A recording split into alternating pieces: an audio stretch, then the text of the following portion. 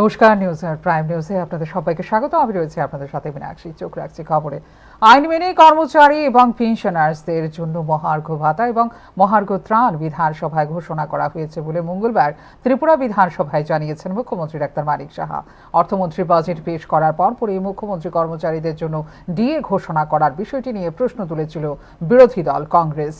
মঙ্গলবার এই বিষয়টি পুনরায় বিধানসভায় উত্থাপন করা হলে ক্যাবিনেটের সিদ্ধান্ত অনুসারে এই ঘোষণা দেওয়া হয়েছে বলে জানিয়েছেন মুখ্যমন্ত্রী ডাক্তার মানিক সাহা।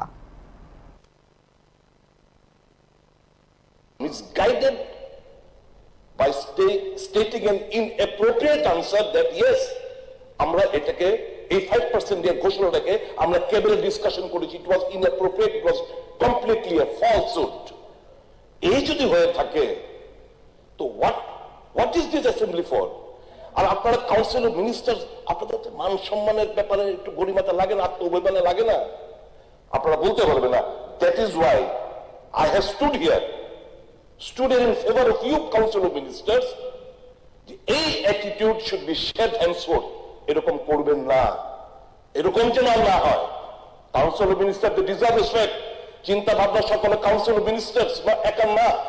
আমি লেফট ফ্রন্টের জমায়ে দেখেছি, one man's voice was hard. I am seeing right now যে এক ব্যক্তির শাসন ব্যবস্থা, এক ব্যক্তির কথা শুধু শোনা যায় আর কারো কথা শোনা যায় না। Why this will be the attitude? Congress জামানায় আসুন, everybody was there, everybody কথা বলার সুযোগ ছিল।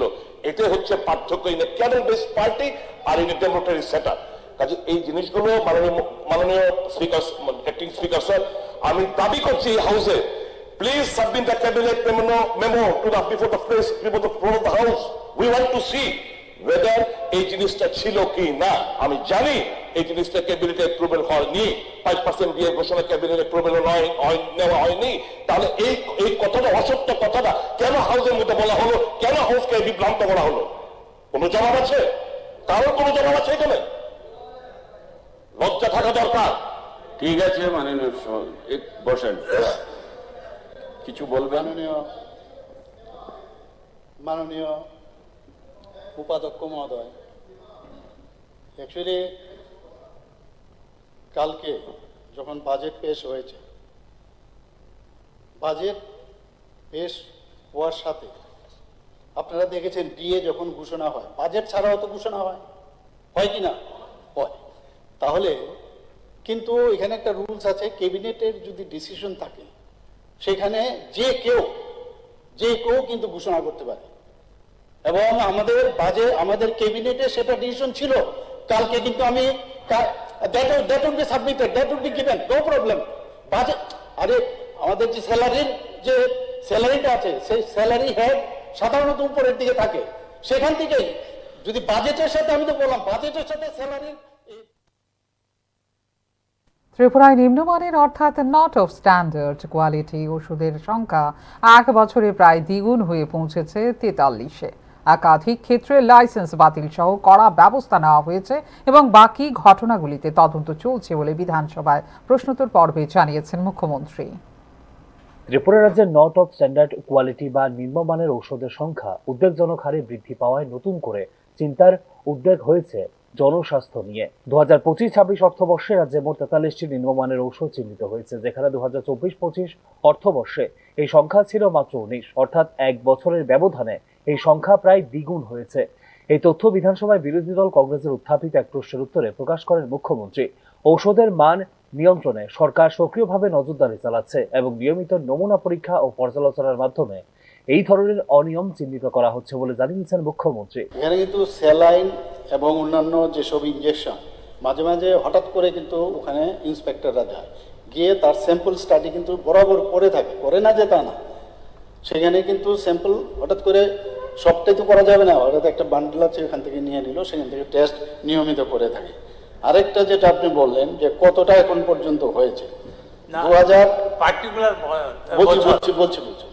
2024-25 অর্থ বছরে 19টি এবং 2025-26 অর্থ বছরে 43টি নট অফ স্ট্যান্ডার্ড কোয়ালিটি ওষুধের ঘটনা কিন্তু শনাক্ত করা হয়েছে এবং তাদের বিরুদ্ধে আমি যা বললাম সেইভাবে কিন্তু অ্যাকশনও নেওয়া হয়েছে। আপনি যদি বলেন, আমার কাছে পুরো লিস্ট কিন্তু এখানে আছে। চিহ্নিত 43টি ঘটনার মধ্যে 16টি ক্ষেত্রে সংশ্লিষ্ট ঔষধ প্রস্তুতকারী সংস্থার বিরুদ্ধে কঠোর ব্যবস্থা গ্রহণ করা হয়েছে। এই ব্যবস্থার মধ্যে রয়েছে উৎপাদন কার্যক্রম স্থগিত রাখা এবং লাইসেন্স বাতিলের মতো গুরুত্বপূর্ণ পদক্ষেপ। এছাড়াও 3টি ক্ষেত্রে আইনি জটিলতা তৈরি হওয়ায় সেগুলি বর্তমানে আদালতের বিচারাধীন রয়েছে। অন্যদিকে বাকি প্রায় 40টি ঘটনার ক্ষেত্রে তদন্ত প্রক্রিয়া চলছে বলে জানিয়েছেন মুখ্যমন্ত্রী। এটা তদারকি করার জন্য রাজ্য সরকার কি বন্দোবস্ত নিয়েছে? না, এটা তো ন্যাচারালি ওরাও সেখানে সেইভাবে কাজ করে। ফর এক্সাম্পল, আমার এখানে যদি আজকে ত্রিপুরাতে তো আমাদের এখানে কোনো ড্রাগস তৈরি হয় না, এখন আগে একবার শুরু হয়েছিল, কিন্তু ওখান থেকেও যদি আমাদেরকে বলা হয় যে আপনার এখানের ওষুধ যে এরকম আমরা স্পুরিয়াস পেয়েছি বা এই ধরনের নট অফ স্ট্যান্ডার্ড কোয়ালিটি, তাহলে আপনার যা যা নেওয়ার, তো এটা কিন্তু ভাইসা ভার্সা ওখানে ওনারাও করেন। কাজে আসে যে এইরকম ভাবে, কিন্তু যখন বলা হয় তারা করে, সেটা কিন্তু আর আসে না এখানে, সেই দিকে নজরদারি আছে।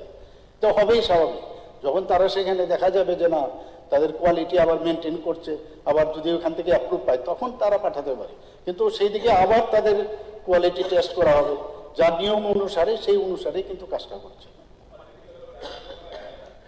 কোম্পানি থেকে তো ডাইরেক্ট দোকানে আসছে না, এই কোম্পানির মাল কোন কারা কারা এই হোলসেল ব্যবসা করছে, হোলসেল থেকে রিটেলে কিভাবে যাচ্ছে, তাদের বিরুদ্ধে ব্যবস্থা নেওয়া দরকার। আমার দোকানের যে মালটা, আমার তো সেই লেভেল টেস্টিং রিপোর্ট আমার কাছে নেই, তো অবভিয়াসলি আমি মালগুলো কিনি হোলসেল থেকে। এখন ব্যবস্থা তো আমার দোকানের উপরে নিয়ে কোনো লাভ নেই। যারা এই নন স্ট্যান্ডার্ড মেডিসিন গুলো আনছে, ড্রাগ গুলো আনছে, এই কোম্পানির বিরুদ্ধে কিংবা হোলসেলের বিরুদ্ধে, তাদের বিরুদ্ধে কি ব্যবস্থা নেওয়া হচ্ছে সেটাই আমি বলছি, যে ওখানেও কিন্তু আমরা যে এই যে 62টি যে আমি একটু আগে যে বললাম 62, এখানে 16টি ক্ষেত্রে কিন্তু যে উৎপাদনের স্থগিতের আদেশ কিন্তু দেওয়া হয়েছে। তাছাড়া একটি প্রস্তুতকারকের উৎপাদন লাইসেন্স বাতিলও করা হয়েছে। 3টি মামলা আদালতের বিচারাধীন এবং অবশিষ্ট 40টি মামলা সেক্ষেত্রে প্রয়োজনীয় ব্যবস্থা গ্রহণের প্রক্রিয়া চলছে।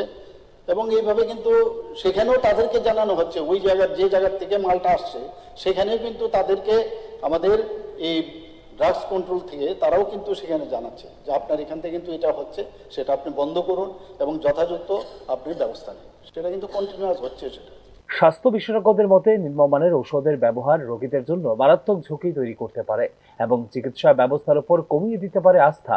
সর্বোপরি নিম্নমানের ঔষধের সংখ্যা বৃদ্ধির এই প্রবণতা রাজ্যের স্বাস্থ্য ব্যবস্থার জন্য দেখা হচ্ছে একটি সতর্কবার্তা হিসেবে। প্রশাসনের পাশাপাশি সংশ্লিষ্ট সকল পক্ষের সক্রিয় ভূমিকার মাধ্যমে এই সমস্যার কার্যকর সমাধান সম্ভব বলে অভিমত সংশ্লিষ্ট মহলের।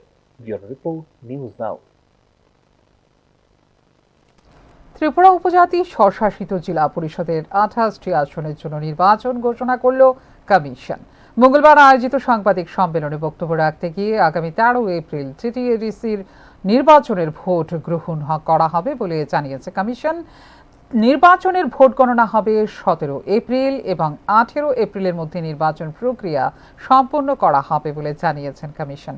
টিটিএডিসি নির্বাচনের মনোনয়নপত্র জমা দেওয়ার শেষ তারিখ 25শে মার্চ, স্ক্রুটিনি হবে 26শে মার্চ এবং মনোনয়নপত্র প্রত্যাহারের সময়সীমা হলো 28 মার্চ বলে জানিয়েছে নির্বাচন কমিশন। এবারে টিটিএডিসি নির্বাচনে মোতায়েন থাকবেন 11,000 ত্রিপুরা পুলিশ, ত্রিপুরা রাজ্য রাইফেল এবং সিআরপিএফ জওয়ান। নির্বাচন ঘোষণা হবার পরপরই লাগু হয়ে গেছে আদর্শ আচরণ বিধি। कि कल इसका नोटिफिकेशन रिटर्निंग ऑफिसर कल करेंगे 18 मार्च। ये पेज नंबर 4 में है जो आपको प्रेस नोट दिया गया है, उसमें the last date of nomination 25 March को है। 25 तारीख तक नॉमिनेशन फाइल कर सकते हैं। स्क्रूटनी जो है 26 मार्च को है, 26 मार्च। Last day of withdrawal of nomination is 28 March. 28 मार्च तक विड्रॉल हो सकता है।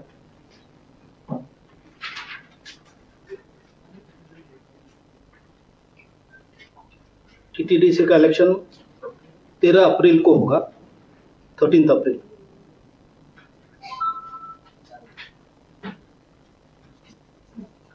अगर रीपोल की जरूरत हुई तो 16 अप्रैल को होगा। काउंटिंग 17 अप्रैल को होगा। और 18 तारीख तक हम इलेक्शन की प्रक्रिया पूरी कर लेंगे।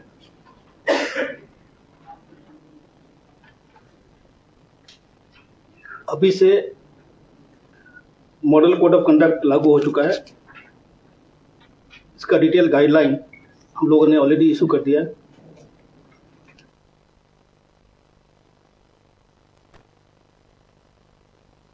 এডিসি এলাকার উন্নয়ন নিয়ে উদাসীন রাজ্য সরকার। এক্ষেত্রে দীর্ঘদিন ধরে হচ্ছে না ভিলেজ কমিটি নির্বাচন। মঙ্গলবার রাজ্যপালের ভাষণের ওপর আলোচনায় বক্তব্য রাখতে গিয়ে এমনটাই কিন্তু উল্লেখ করেছিলেন বিরোধী দলনেতা জিতেন্দ্র চৌধুরী। শুধু তাই নয়, অদৃশ্য শক্তির দ্বারা রাজ্যের আইন শৃঙ্খলা নিয়ন্ত্রণ করা হচ্ছে বলেও তিনি মন্তব্য করেছিলেন বিরোধী দলনেতা জিতেন্দ্র চৌধুরী।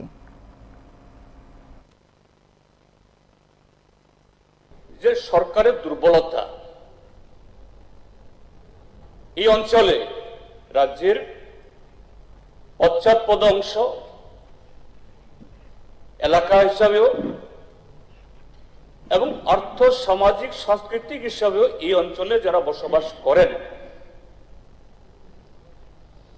তাদের এই দুর্বলতা থেকে তাদেরকে তুলে আনার জন্যই সংবিধান সংশোধন করে ত্রিপুরা রাজ্যের মধ্যে ষষ্ঠ তফসিল মোতাবেক এই স্বশাসিত জেলা পরিষদ তৈরি হয়েছে এবং অনেকগুলো প্রভিশন এবং একটা শব্দ সেখানে যুক্ত করা হয়েছে, অটোনোমাস, স্বশাসিত সাত বাই নাইকল সাক, বাট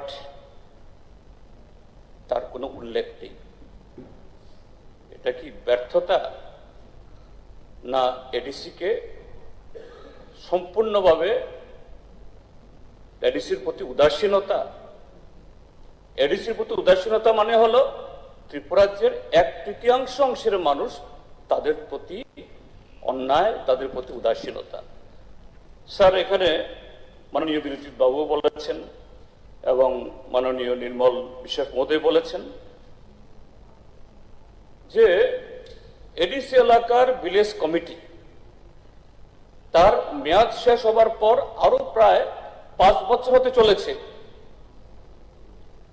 এটা শুধু দুর্ভাগ্যের না, অতি লজ্জার। এ রাজ্যের একটা রাজনৈতিক দলের এবং সেই দল আবার সরকারের শরিক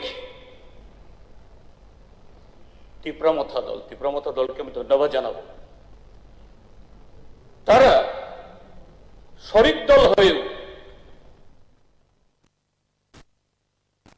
হাওড়া নদীর বাঁধের কাঠামোগত সুরক্ষা নিশ্চিত করতে ভারী মোটর যান চলাচলের উপর কড়া নিষেধাজ্ঞা জারি করেছে পশ্চিম ত্রিপুরা জেলা প্রশাসন। জননিরাপত্তা ও গুরুত্বপূর্ণ অবকাঠামো রক্ষার স্বার্থে নেওয়া হয় এই সিদ্ধান্ত কার্যকর হয়েছে ইতিমধ্যেই।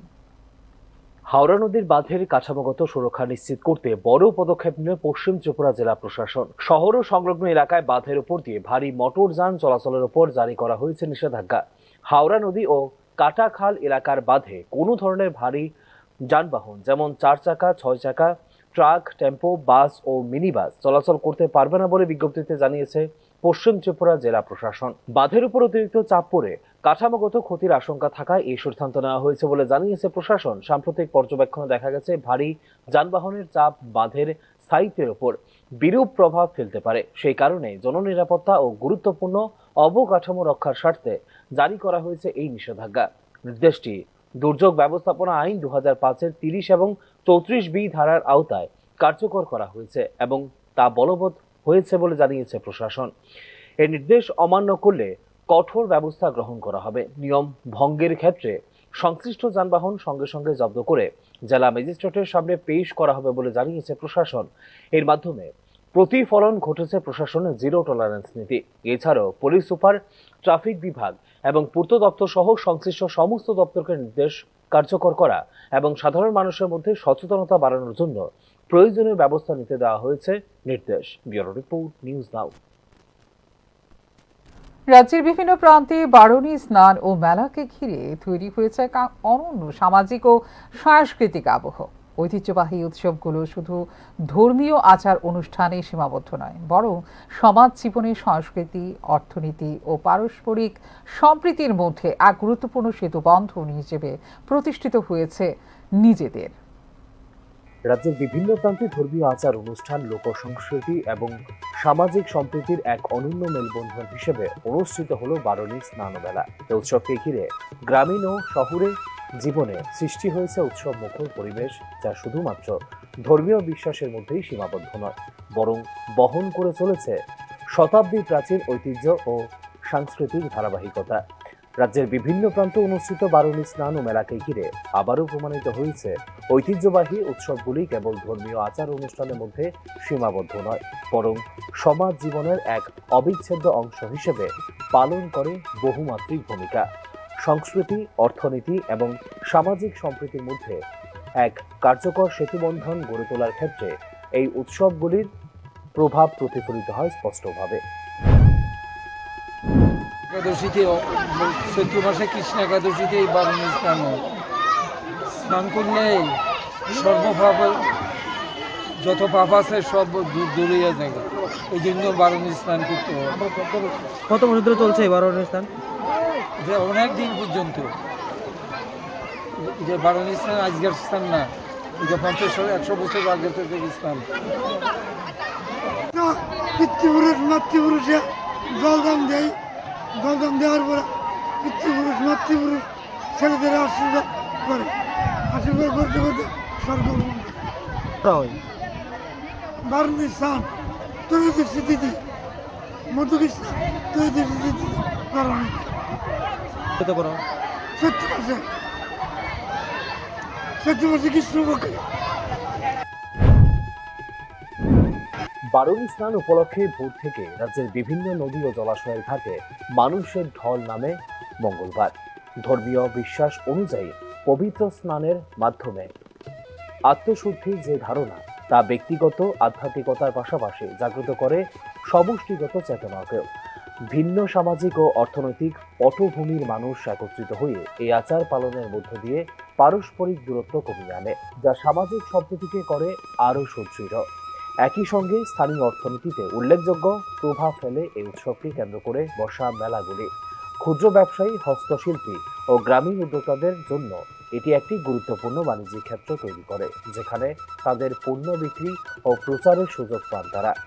অর্থাৎ শুধুমাত্র সাংস্কৃতিক চর্চার ক্ষেত্রেই নয়, অর্থনৈতিক কার্যকলাপেও একটি গুরুত্বপূর্ণ চালিকা শক্তি হিসেবে কাজ করে ঐতিহ্যবাহী এই ধরনের উৎসবগুলি। আজকে আমাদের এই লাউগাং মৌরি নদীর সঙ্গমস্থলে 152তম পবিত্র যে বারণী স্থান এবং যে ঐতিহ্যবাহী বারণী মেলা, এই মেলায় হাজার হাজার পুণ্যার্থীর ভিড় জমেছে। আমরা সত্যি গর্বিত আজকের এত লোকের সমাগম দেখে। আমরা চাই প্রত্যেক বছর আমাদের এই মেলায় পুণ্যার্থীদের আগমন ঘটুক, পুণ্যার্থীরা এসে তারা যাতে তাদের যে পুণ্যস্থান, সে পুণ্যস্থানটা করতে পারে, তারা যে আত্মার শুদ্ধিকরণ সেটা যাতে আমাদের এই পবিত্র স্থান থেকে করে গিয়ে করতে পারে, আমরা এই আশা আকাঙ্ক্ষা রাখছি। এবং সবাই আমাদের এই মেলায় এসে মেলার আনন্দ ভোগ করবেন এবং মেলার যে সৌন্দর্য সেটা বজায় রেখে আমাদের মেলায় আপনাদের সকলের উপস্থিতি এবং সহযোগিতা আমরা কামনা করছি। ধন্যবাদ সকলকে। সংস্কৃতির ক্ষেত্রেও এই উৎসবগুলির গুরুত্ব অনস্বীকার্য। লোকসঙ্গীত, নৃত্য, নাটক সহ বিভিন্ন লোকজ উপাদানের মাধ্যমে ঐতিহ্য ও সংস্কৃতির ধারাবাহিকতা বজায় থাকে প্রজন্মের পর প্রজন্মে। আধুনিকতার প্রভাবে যখন অনেক লোকজ ঐতিহ্য বিলুপ্তির পথে, তখন সেই ঐতিহ্যকে জীবিত রাখার একটি কার্যকর মাধ্যম হিসেবে কাজ করছে এই ধরনের উৎসব। এই ধরনের ঐতিহ্যবাহী উৎসব সমাজে সমন্বয়, সহমর্মিতা এবং সমষ্টিগত পরিচয়ের বোধকে জোরদার করে বলে মনে করেন সমাজ বিজ্ঞানীরা। দ্রুত নগরায়নে ব্যক্তিকেন্দ্রিকতার এই সময়ে এই উৎসবগুলি আবারও সামাজিক বন্ধনের গুরুত্ব স্মরণ করিয়ে দেয় মানুষকে, যার মধ্য দিয়ে সংস্কৃতি, অর্থনীতি ও সামাজিক সম্প্রীতির মধ্যে তৈরি হয় দৃঢ় ও টেকসই সংযোগ। Bureau report, news now. Har Ghar Jal প্রকল্পের বাস্তবায়ন নিয়ে প্রশ্ন উঠছে রাজ্যের বিভিন্ন প্রান্ত থেকে। বাড়ি বাড়ির সংযোগ দেওয়া হলেও দীর্ঘ 3 বছর ধরে নিয়মিত জল সরবরাহ না থাকায় চরম ভোগান্তিতে পড়েছেন বিজিমারা সাধারণ মানুষ। প্রেক্ষিতে রাস্তায় নেমে সামিল হন বিক্ষোভ প্রতিবাদে।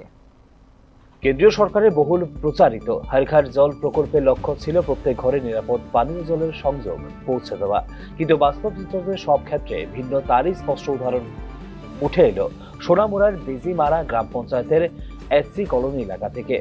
এখানে সংযোগ থাকলেও নেই জল, আর সেই ক্ষোভে ফের রাস্তায় নামতে বাধ্য হলেন সাধারণ মানুষ। মঙ্গলবার সকালে বেজিমারা চৌভনি এলাকায় সোনামুড়া থেকে কাঠালিয়া সড়ক অবরোধ করে বিক্ষোভ দেখান এলাকাবাসী। এই অবরোধে ব্যাপক যানজটের সৃষ্টি হয়, চরম ভোগান্তিতে পড়েন সাধারণ মানুষ। তবে এই বিক্ষোভ কোনো হঠাৎ সিদ্ধান্ত নয়, বরং তা ছিল দীর্ঘদিনের বঞ্চনা ও প্রশাসনিক উদাসীনতার বহিঃপ্রকাশ। স্থানীয়দের অভিযোগ, প্রায় 3 বছর আগে হর ঘর জল প্রকল্পের আওতায় বাড়ি বাড়ি পানীয় জলের সংযোগ দেওয়া হলেও সেই ব্যবস্থার মূল অবকাঠামো, বিশেষ করে সাপ্লাই পয়েন্ট ও জল পাম্প বিকল অবস্থায় পড়ে রয়েছে দীর্ঘদিন ধরে। ফলে প্রকল্প কাগজে কলমে কার্যকর হলেও বাস্তবে তার কোনো সুফল পাচ্ছেন না সাধারণ মানুষ। এই মেশিনটা মনে কাজ শুরু দিতে মনে 2 বছর হইব, আমরা পানি নাই 2.5 বছরের উপরে, প্রায় 3 বছর। এখন যে মেশিনটা ঘরটা এখানে তৈরি করছে আমরা অবরোধের পাশে, এইটার মধ্যে মনে হয় তারা আজকে 7-8 মাসের উপরে মানে তারা এখানে আইছে না। আর আমার তো মনে হয় তারা ওই টাকা খাইয়ে হেলাইছে। আর যদি টাকা না খায় তাহলে এতদিন লাগবে মেশিন। এখন মেশিনের কোনো কিছু হয়েছে না। এখন কথা হইলে হ্যাঁ তারা সব কিছু রেডি, সব কিছু রেডি হইলে তারা মেশিন দেয় না গা, পানি দেয় না গা। এখন যে পজিশন আছে, আমরা ব্যাঙের যে বাচ্চা বুড়ায় ওই বাচ্চার পানি খাওয়া লাগে। বেশি মানে মানুষ এত ধনী না যে যাই আগরতলা যায় চিকিৎসা করবো। এই পানি খাই বহুত লোক আক্রান্ত হয়েছে। কে দিবে এই টাকা? কন্ট্রাক্টারে দিব, দেখ কন্ট্রাক্টারে বাড়ি 5 তলা, আর আমরা মাটির মধ্যেও দেখতে পারি না। এই পরিস্থিতি প্রশ্নের মুখে দাঁড় করিয়েছে প্রকল্প বাস্তবায়নের গুণগত মান এবং রক্ষণাবেক্ষণ ব্যবস্থাকে। বিশেষজ্ঞদের মতে শুধুমাত্র অবকাঠামো নির্মাণ করলেই একটি প্রকল্প সফল হয় না, তার সুষ্ঠু রক্ষণাবেক্ষণ ও নিয়মিত মনিটরিং অত্যন্ত গুরুত্বপূর্ণ। আরও উদ্বেগজনক বিষয় হলো সমস্যার সমাধানে প্রশাসনিক উদ্যোগের অভাব। এলাকাবাসীদের দাবি, একাধিকবার পঞ্চায়েত ও সংশ্লিষ্ট দপ্তরে অভিযোগ জানিয়েও কোনো স্থায়ী সমাধান হয়নি। এমনকি বিক্ষোভ চলাকালীনও কোনো সরকারি আধিকারিক ঘটনাস্থলে উপস্থিত না হওয়ায় আরও তীব্র হয় ক্ষোভ। এদিকে পানীয় জলের অভাবে স্থানীয়রা বাধ্য হয়ে পুকুরের জল ব্যবহার করছেন, যা বাড়াচ্ছে স্বাস্থ্য ঝুঁকি। বিশুদ্ধ জলের অভাবে জলবাহিত রোগের আশঙ্কাও উড়িয়ে দেওয়া যাচ্ছে না, যা স্বাস্থ্য ব্যবস্থার দিক থেকে অত্যন্ত উদ্বেগজনক। কোন জায়গায় আপনার এটা? কোন জায়গায়? সরকার থেকে তো হর ঘর জলের যে ব্যবস্থাটা, মানে জল জীবন মিশনের থেকে তো সবার বাড়ি বাড়ি সাপ্লাই বানানো হয়েছে, জল আয়নের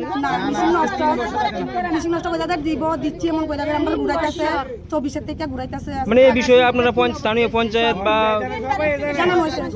কি কইছে তারা? কি কইছে? ঠিক আছে দিব, দেখতাছে আর 2 মাস 3 মাসে মন কইরা করে আমরা তো বছর যাইতাছে গেছে। আপনারা কত পরিবার আছেন ওখানে? আমরা না আছে আর কি 2-3 জয়ব